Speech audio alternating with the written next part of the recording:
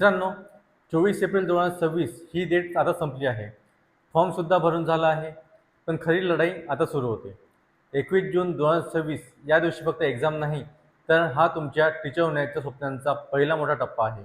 आणि खरं सांगायचं झालं तर आजपासून पुढचे 50 ते 55 दिवस हेच ठरवणार आहेत की तुम्ही TET क्वालिफाय करणार की पुन्हा एक वर्ष वेट करणार. कारण मेजॉरिटी स्टुडंट्स काय करतात, पहिले काही दिवस मोटिवेशनमध्ये स्टडी करतात, मग कन्सिस्टन्सी तुटते, नोट्स इनकम्प्लीट राहतात आणि शेवटी एक्झाम जवळ आली की पॅनिक सुरू होतो. पण जर तुम्ही हा व्हिडिओ शेवटपर्यंत पाहिला आणि मी सांगणार असलेली स्ट्रॅटेजी एक्झॅक्टली फॉलो केली तर तुम्ही झिरोपासून सुरू करूनही या एक्झाममध्ये स्ट्रॉंग स्कोअर करू शकता. या व्हिडिओमध्ये मी तुम्हाला सांगणार आहे कंप्लीट 50 दिवसांचा study plan, subject wise smart preparation strategy आणि सगळ्यात इम्पॉर्टंट म्हणजे टॉपर लेवल अप्रोच, जी तुम्हाला क्राऊडपासून वेगळं करेल. म्हणून व्हिडिओ स्किप करू नका, कारण पुढचे काही मिनिट तुमचं फ्युचर बदलू शकतात. चला तर मग आजच्या व्हिडिओला सुरुवात करूया. पण त्या अगोदर तुम्ही जर चॅनल नवीन असाल तर चॅनलला आता सबस्क्राईब करून घ्या. चला तर सर्वात आधी समजून घेऊया ही TET एक्झाम नेमकी आहे तरी काय, आणि ती क्रॅक करण्यासाठी आपल्याला नेमकं काय टार्गेट करायचं आहे. TET म्हणजे टीचर एलिजिबिलिटी टेस्ट. ही फक्त एक एक्झाम नाही, तर गव्हर्नमेंट टीचर होण्यासाठीचा एंट्री गेट आहे. म्हणजेच ही क्वालिफाय केली तरच तुमच्यासाठी पुढचे दरवाजे उघडतात. आता पॅटर्न समजून घेणं खूप महत्त्वाचं आहे, कारण स्ट्रॅटेजी नेहमी पॅटर्नवरच बनते.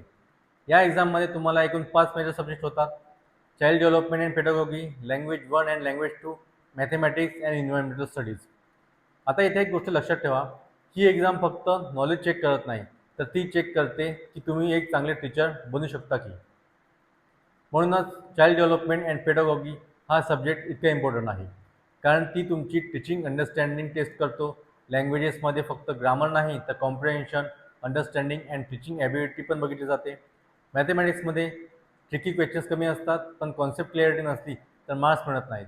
इन्व्हायरमेंटल स्टडीज हा सब्जेक्ट सोपा वाटतो, पण तो स्टुडंट्स जास्त इग्नोर करतात आणि तिथेच मार्क्स लॉस होतात. आणखी एक इम्पॉर्टंट गोष्ट म्हणजे ही एक्झाम पूर्णपणे ऑब्जेक्टिव्ह टाईप आहे. म्हणजेच MCQs येणार आणि स्पीड आणि ॲक्युरेसी दोन्ही इक्वली इम्पॉर्टंट आहेत. आणि सर्वात मोठा ॲडव्हान्टेज म्हणजे निगेटिव्ह मार्किंग नसते. म्हणजे तुम्ही स्मार्ट गेस पण करू शकता, पण इथेच मेजॉरिटी स्टुडंट चूक करतात. ते एक्झामला इझी समजतात आणि प्रिपरेशन हाफ हार्टेड ठेवतात. म्हणूनच पुढच्या पार्टमध्ये मी तुम्हाला एक्झॅक्ट स्ट्रॅटेजी सांगणार आहे, जी फॉलो करून तुम्ही या एक्झाममध्ये स्ट्रॉंग स्कोर करू शकता. तर चला आता प्रिपरेशन स्ट्रॅटेजीकडे वळूया. आता सगळ्यात इम्पॉर्टंट पार्ट म्हणजे प्लॅनिंग. कारण एक गोष्ट लक्षात ठेवा, हार्डवर्कपेक्षा स्मार्ट प्लॅनिंग जास्त इम्पॉर्टंट असते. तुमच्याकडे आता रफली 50 ते 55 दिवस आहेत, आणि जर तुम्ही हे दिवस प्रॉपरली यूज केले तर TET क्वालिफाय करणे ॲब्सोल्युटली पॉसिबल आहे. पण त्यासाठी रँडम स्टडी चालणार नाही, तुम्हाला एक क्लिअर रोडमॅप फॉलो करावा लागेल.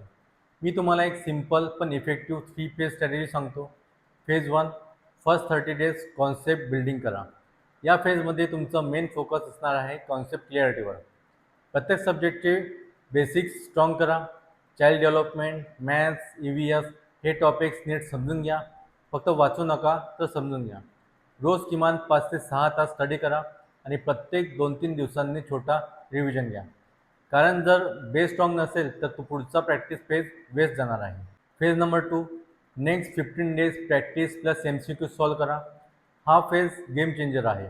रोज प्रिव्हियस इयर क्वेश्चन्स सॉल्व करा. टॉपिक वाईज MCQज प्रॅक्टिस करा. टाईम लिमिट लावून क्वेश्चन सोडवा. इथे तुम्हाला तुमचे वीक पॉईंट समजतील. आणि लक्षात ठेवा, जितकी जास्त प्रॅक्टिस तितकी जास्त accuracy. Phase number 3, last 5 to 7 days revision plus mock test द्या. हा फेज इग्नोर केला तर सगळी मेहनत वाया जाऊ शकते. शॉर्ट नोट्स रिवाईज करा, फुल लेंथ मॉक टेस्ट द्या, एक्झामसारखा एन्व्हायरमेंट तयार करा आणि सर्वात इम्पॉर्टंट म्हणजे मिस्टेक्स ॲनालाइज करा, कारण इम्प्रूव्हमेंट ॲनालाइजमधूनच होतो. आता एक प्रॅक्टिकल डेली रुटीन बघूया. 2 तास कॉन्सेप्ट स्टडी करा, 2 तास प्रॅक्टिस प्लस MCQ सॉल्व करा, 1 तास रिव्हिजन करा. रोज किमान 5 तास कन्सिस्टंट स्टडी करा. कन्सिस्टन्सी हा इथे किंग आहे. एक दिवस 10 तास आणि मग 2 दिवस ब्रेक असं चालणार नाही. आणि शेवटी एक ऑनेस्ट ॲडवाईस देतो, परफेक्ट प्लॅन शोधत बसू नका. सिम्पल प्लॅन घ्या आणि त्यावर ॲक्शन घ्या, कारण शेवटी रिझल्ट प्लॅनमुळे नाही तर एक्झिक्युशनमुळे मिळतो. चला आता पुढे सब्जेक्ट वाईज स्मार्ट स्ट्रॅटेजी बघूया. चला तर आता सगळ्यात इम्पॉर्टंट पार्ट बघूया, सब्जेक्ट वाईज स्ट्रॅटेजी. कारण प्रत्येक सब्जेक्टची डिमांड वेगळी आहे, आणि जर तुम्ही सगळ्यांना सेम अप्रोचने स्टडी केला तर मार्क्स मॅक्झिमाइज होणार नाहीत. म्हणून प्रत्येक सब्जेक्टसाठी स्मार्ट स्ट्रॅटेजी समजून घेणे खूप इम्पॉर्टंट आहे.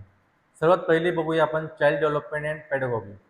हा सब्जेक्ट तुमचा गेम चेंजर होऊ शकतो. पण इथे एक मोठी मिस्टेक स्टुडंट करतात. ते हा सब्जेक्ट रट्टा मारून करायचा प्रयत्न करतात, पण रिॲलिटीमध्ये हा सब्जेक्ट अंडरस्टँडिंग बेस्ड आहे. तुम्हाला पियाजे, वायगोस्की, कोहलबर्ग यांचे थेअरीज समजून घ्यावे लागतील. टीचिंग मेथड्स आणि लर्निंग प्रोसेस क्लिअर असायला पाहिजे. एक सिंपल ट्रिक सांगतो. प्रत्येक कॉन्सेप्ट असा समजा की तुम्ही फ्युचर टीचर आहात आणि तुम्हाला तो कॉन्सेप्ट स्टुडंटला शिकवायचा आहे. रोज किमान 1 ते 1.5 तास द्या आणि प्रिव्हियस इयर क्वेश्चन सोडवायला विसरू नका. आणखी एक इम्पॉर्टंट गोष्ट म्हणजे या child pedagogy and child development and पेडागॉगीमध्ये एक पॉझिटिव्ह कीवर्ड आहे, तो म्हणजे पॉझिटिव्हिटी. जो ऑप्शन तुम्हाला पॉझिटिव्ह वाटेल तोच ऑप्शन तुमचा करेक्ट असेल आणि त्यालाच तुम्हाला 100% मार्क्स मिळेल. Number 2, language 1 and language 2. हा सब्जेक्ट स्कोरिंग आहेत, पण कन्सिस्टन्सी नसली तर मार्क्स पटकन कमी होतात. ग्रामरवर स्ट्रॉंग पकड ठेवा. रोज एक कॉम्प्रिहेन्शन पॅसेज सॉल्व करा.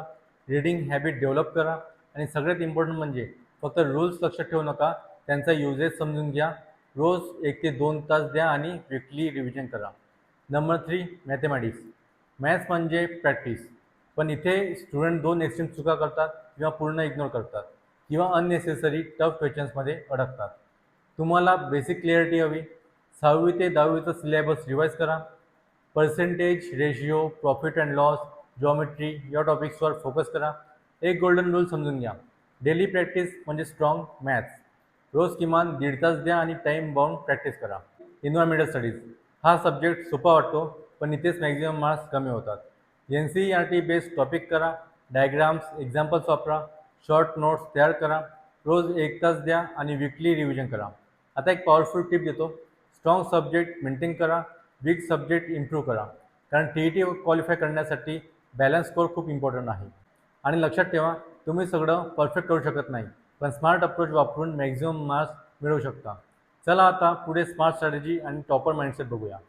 मित्रांनो, आता इथे एक क्वेश्चन येतो, फक्त स्टडी करून TET क्रॅक होणार का? तर ॲन्सर आहे नाही. कारण हजारो स्टुडंट स्टडी करतात, पण क्वालिफाय काहीच जण होतात.